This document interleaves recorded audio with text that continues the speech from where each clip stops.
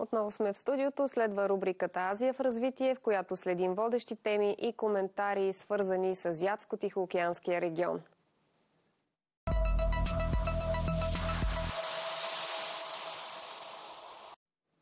Центърът за насърчаване на сътрудничеството в областта на селското стопанство между Китай и страните от Централна и Източна Европа отбеляза своята 10-та годишнина с конференция, посветена на добрите практики и възможностите за партньорство между Китай и държавите от нашия регион.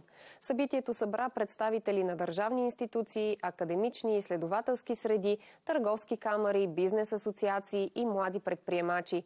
Дискутираните теми бяха с фокус върху актуалното състояние на икономическите отношения, научното партньорство между Китай и Централна и Източна Европа, иновациите и успешните бизнес практики.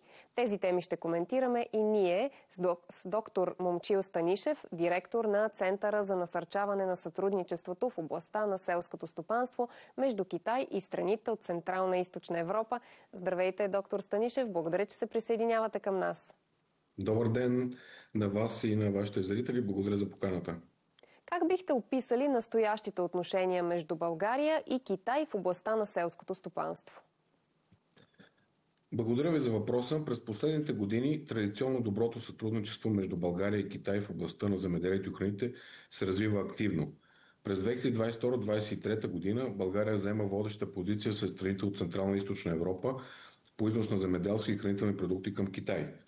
Покачването на жизнения стандарт на китайското население се увеличава и търсенето на качествени храни и суровини. В този контекст Китай проявява засилен интерес към вноса на продукти като рапица, слънчоглед, соя, телешко месо. Специален интерес предизвикват и традиционни български продукти като розово масло, кисело мляко, които се приемат добре от китайските потребители. Така, например, през 2023 година търговията с селскостопански и хранителни стоки между двете страни е достигнала $640 милиона, което е с ръст 37% повече спрямо предходната 2022 година. На какво се дължи това увеличение значително при това? Тук е момента да отбележа, че за тези цифри стоят хора, стоят институции. Тук искам да благодаря за доброто сътрудничество на Българска агенция за безопасност на храните, както и на службите по търговско-икономическите въпроси в Китай, на България и в страните от Централна и Източна Европа. Благодарение на нашата симбиоза и синергия, която имаме помежду си, ние успяваме да подпомагаме реалния сектор. Така че едно от добрите примери в това отношение е нашето сътрудничество, с което ние успяваме да подпомагаме сектора. Дадохте много добър пример от България. Кои са останалите по-успешни примери за сътрудничество между Китай и страните от Централна и Източна Европа в областта на земеделието и храните? Да, за България позволете ми да дам още два примера. Това е партньорството с китайската компания Tianjin Farm Cultivation Group, която е основана през 2011 година. Те се занимават с полски култури, международна търговия на селскостопански стоки и управление на демонстрационна зона до Пловдив. Също така, може би, вашите зрители и вие сте запознати. Миналата година Шанхай Unison Aluminium направи инвестиция за над 300 милиона лева и в изграждането на нов завод за части за електрически автомобили в Тракия икономическа зона край Пловдив, и създаването на този завод разкри над 200 работни места. По отношение на контекста Китай, Централна и Източна Европа, искам да дам един добър пример, който от миналата седмица на 25 юни ние проведохме в София, заедно с Шандонския аграрен университет, второ заседание на Алианс за иновации в модерна аграрна наука и образование Китай, Централна и Източна Европа. Какви са обаче предизвикателствата при координиране на многостранното сътрудничество в рамките на формата 14+1? По отношение на многостранната дипломация, вие сте запознати, че има много големи разлики с двустранната на ниво между две държави. Така че да, има различни предизвикателства, но тук искам да подчертая, че нашия център има основна роля като регионален хъб за селскостопански и други стоки на региона в Централна и Източна Европа и на Балканите. По отношение на многостранното сътрудничество, тук искам да кажа, че създаването на център именно в България, именно в София, през далечната 2014 година, тогава се взима решение в Букурещ за създаването на център, който официално започва своята дейност от 26 юни 2015 година, позиционира България като водещ хъб, ние трябва вече да сме лидер в тази сфера и да даваме, така да предадем нататък. Вашите зрители, вие знаете този хубав филм Pay It Forward, предай нататък. Ние трябва да предадем нашите умения, нашето знание, нашето ноу-хау и на съседите, защото, както знаете, ние предстои да станем член на ОИСР, Организацията за икономическо сътрудничество и развитие. Така че вече ние сме пример и лидер в областта. Тоест ние сме регионален хъб в земеделието. С това може така да отговоря на този ваш въпрос. А какви са конкретните ползи за България от участието и в този формат 14+1? Ползите за България са също в редица аспекти. Тук има, така, освен вече цитираната статистика и подобряване на търговските взаимоотношения с Китай, постоянния растеж на износ на селскостопански стоки за Китай, показва наистина една така добра работа през последните години. Ползите реални са отново, че България е в фокуса. Тук се провеждат голяма част от международните инициативи, съдействаме на държавите от Централна и Източна Европа. Имаме редица добри практики в това отношение. Примерно мога да ви спомена Академия по предприемачество в земеделието, които правим, акселератора за стартъп, който направихме 2023 година и наскоро открихме и постоянен павилион в град Нимбо.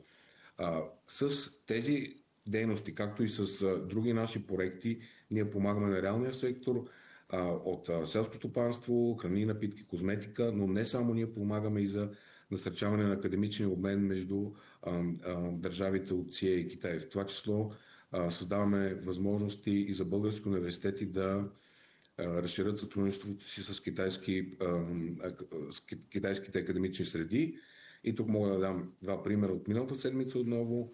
Благодарение на съдействието на Центъра, Селскостопанска академия подписа споразумение с университета в Шандун, Селскостопанския, също така и Аграрен университет на 27 в Пловдив подписаха споразумение с Шандунския аграрен университет. Тоест, ние разширяваме обхвата не само да работим за промотиране на български стоки и стоки от Централна и Източна Европа, но подпомагаме и академичните среди. Тоест, ние затваряме този кръг, който е в полза за обществата от двата региона, а именно академични среди, бизнес и администрация. Центъра взе участие със собствен павилион в 4-то международно изложение Китай, Централна и Източна Европа в китайския град Нимбо между 22 и 25 май. Споменахте, че вече имате и постоянен павилион в този град. Какви са резултатите от това участие и какво е значението на изложението за двустранните отношения? Наистина, ние участвахме май месец в 4-то поредно международно изложение Китай-ЦИЕ в град Нимбо.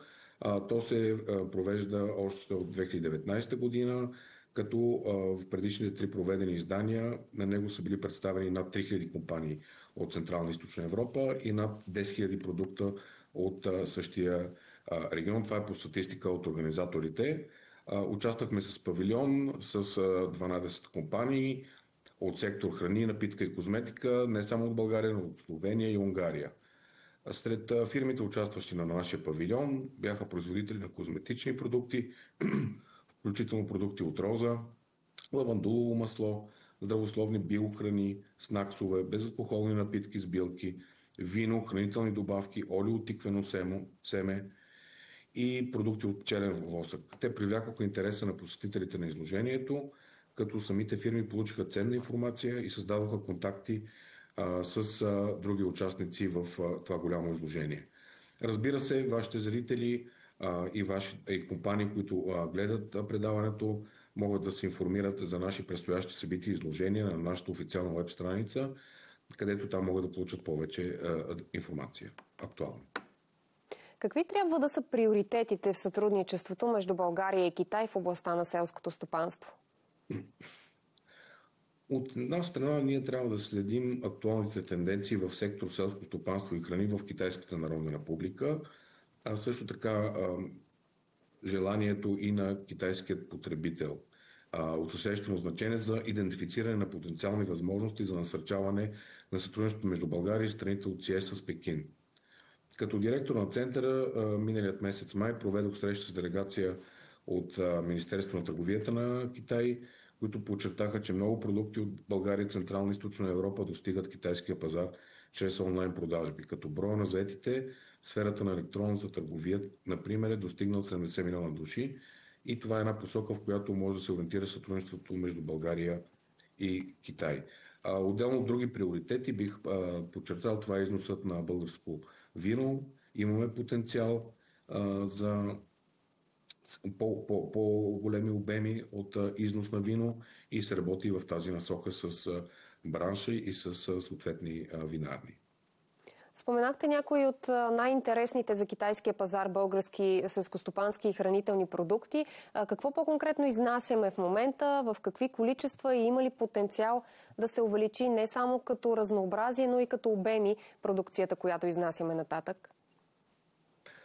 Отново, според статистиката, която, както казах, това са едни сухи цифри, но за тях стоят усилията на много хора, работят много хора да се получат тези цифри, тази статистика. Искам да подчертая, че през 2023 търговията с стопански хранителни стоки между двете държави достига рекордна стойност от 640 милиона щатски долара, като през 2023 положителното търговско салдо за България достига 394 милиона щатски долара. Стойността на българския аграрен износ за китайския пазар нараства двойно на годишна база до 517 милиона щатски долара. И тук най-голяма примерност за това има значително увеличените доставки на царевица и слънчоглед. През 2022 и 2023 България взема първо място, искам да подчертая, сред страните от Централна и Източна Европа по отношение износа на земеделски и хранителни продукти за Китай, като изпреварваме така, например, Полша. И салдото в търговията с аграрни стоки с Китай остава положително за България. Това е и по време на COVID, искам пак да подчертая, и след COVID. Така, например, водещи селскостопански продукти в българския експорт за Китай през 2023 са царевица, кюспета от слънчоглед, семена от слънчоглед, слънчогледово масло и други. През 2024 година водещи селскостопански продукти, изнесени от България за Китай, са отново кюспета от слънчоглед, семена от слънчоглед, сурово слънчогледово масло, препарати от всички видове, използвани за храна на животни, царевица и други. Пак искам да подчертая, съществуват много възможности в областта на износа на вино. През 2022 сме изнесли 61 000 литра вино за Китай, а през 2023 около 58 000 литра. Към което трябва да се стремим е да разширим износа на храни и хранителни продукти за Китай в по-широка гама от такива продукти. И тук стои въпроса с значителната конкуренция на китайския пазар и необходимостта компаниите да се отличат със своя продукт, със своя бранд, със своята визия, със своя етикет и разбира се със своя бутиков продукт. Така че ние подпомагаме и бутикови компании, които те първо искат да стъпят на този голям всеобхватен пазар. А тежки ли са изискванията, на които българските храни и земеделски продукти трябва да отговарят, за да получат разрешения за внос в Китай? Да, за различните категории храни и натурална козметика, например, изискванията за внос в Китай са различни, като при износ българските производители и фирми следва да се съобразят с китайското законодателство. Съществуват изисквания за регистрация, за етикиране, за безопасност, които са част от приложимите регулации. Документацията за оформяне на износа, която се изисква при износа на китайския пазар, може да бъде обемиста, в зависимост от категорията на продукта, и подготовката може да изисква повече търпение от страна на износителите. В тази връзка препоръчваме компаниите да се информират добре преди да стартират подготовката по износ. Има ли значими китайски инвестиции в българското земеделие и хранително-вкусова промишленост в последните години? Аз вече споменах в началото на разговора, това е инвестицията на Tenzin Farm Cultivation Group до град Пловдив. Отделно това има интерес към различни винарни от страна на китайски инвеститори. Като разбира се, със съдействие и с Българска агенция за инвестиции, и с други наши колеги от търговските палати работим заедно в тази връзка да подпомагаме двустранното сътрудничество. Малко по-рано споменахте и дигитализацията. Заместник регионалният представител за Европа и Централна Азия на Организацията по прехрана и земеделие на ООН, ФАО, Набил Ганджи, каза по време на събитието ви, че в селското стопанство днес не става дума само за труд и земя, а за данни, технологии и сътрудничество. За това са важни инициативите за дигитално земеделие в региона, смята той. Какви технологии и иновации в селското стопанство виждате като най-перспективни за трансфер от Китай към Централна и Източна Европа? Да, точно така. Много добре знаем всички, че четвъртата индустриална революция оказа своето съществено влияние върху развитието на земеделието, най-вече чрез появата на нови технологии, изкуствен интелект, които са насочени към устойчивост, ефективност и справяне с климатичните предизвикателства. Тук освен изкуствен интелект и машинното обучение, което оптимизира селскостопанските процеси чрез анализ на данни, прогнозиране на вредители и автоматизиране на задачи. Бих добавил и прецизно земеделие, използването на GPS технологии, интернет на нещата, дронове, които позволяват точно прилагане на вода, торове и пестициди, като се повишават добивите до 50%. Вертикално земеделие, отглеждане на култури в затворени системи с 95% по-малко вода, например, климатично устойчиви култури, генетично адаптирани растения, като ориз, например, възобновяема енергия, слънчева и вятърна такава, която намаляват разходите си до 20%. Те могат да захранват ферми и напоителни системи. Блокчейн технологии подобрява проследимостта и намалява загубите в доставките, автоматизация и роботика, биологичен контрол на вредителите, управление на водата, биотори, биоземеделие. Мога да изброявам още други. Искам да обърна специално внимание и на градското земеделие, понеже в Китай то е много развито. И това е една така тенденция, която предстои според нас да се види вече и в България, и в Централна и Източна Европа. Тоест оползотворяване на градската среда и за земеделие. Това мисля, че също ще бъде интересно за вашите зрители и това е тема, която ние също следим. Какви са плановете на Центъра за следващите 10 години? Благодаря ви за хубавия въпрос. Плановете за Центъра, вие вече споменахте господин Набил Ганджи, който е от Организацията по прехрана и земеделие към ООН ФАО. С тях предвиждаме да развием сътрудничеството в организирането на редица вебинари и семинари, насочени към бизнеса, които именно ще подкрепят младите предприемачи, вече стартиралите фирми и утвърдените такива да се запознаят с иновациите, технологиите в сектора, посредством използване експертизата на ФАО към ООН, в това число лектори, техни, ментори, така че това е един средносрочен план, който ще изпълним заедно с ФАО и ООН. Отделно от това планираме и организиране на различни тематични семинари в съдействие с Търговската камара на Европейския съюз в Пекин. ЦНСК е член от началото на миналата година. Отделно от това тази есен организираме семинар, посветен на розовата индустрия и козметичния сектор, който представлява голям интерес за китайските потребители, а през 2026 умисляме да подготвим семинар на тема умно земеделие, отново между България и Китай, като могат да се включат компании, изследователски институти от сектор земеделие, администрации, в това число и общини, представители на неправителствения сектор и други заинтересовани лица. Много ви благодаря, доктор Станишев, за това интервю. И аз ви благодаря. Доктор Момчил Станишев, директор на Центъра за насърчаване на сътрудничеството в областта на селското стопанство между Китай и страните от Централна и Източна Европа.